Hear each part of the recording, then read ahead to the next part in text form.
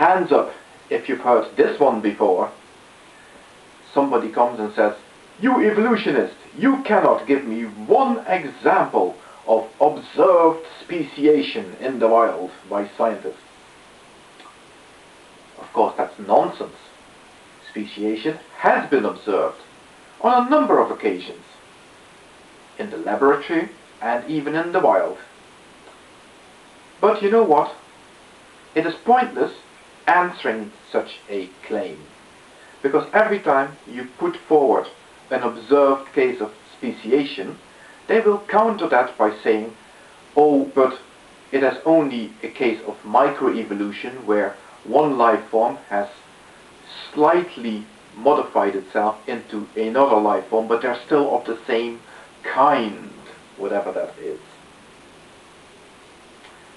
No, it is a red herring argument. It is designed to lead the person who is silly enough to answer it down an ever-increasing spiral of denial.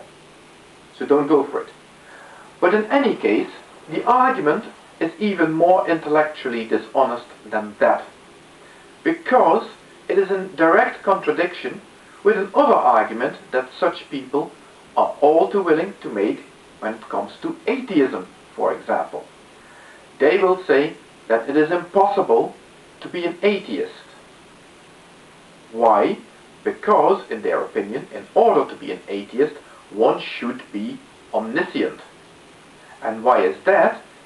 That is because they claim that atheism is an absolute certainty that there is no God.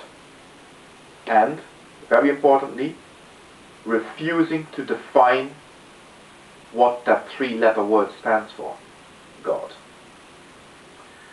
No, atheism isn't like that, of course. What atheism really is not believing in God, and even the strongest atheist would at most say that any God that they've ever come across, that has ever been put forward by a believer as something that should be out there and that is worshipped by them, does not exist, and that they are certain of this beyond any reasonable doubt.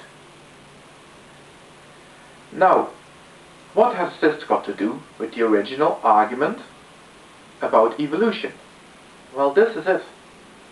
You can quite legitimately, first of all, out of the very same adage that I've used before in previous videos, turnabout is fair play, use the same argument against them when they're arguing against evolution, against this so-called claim that speciation has never been observed in the past.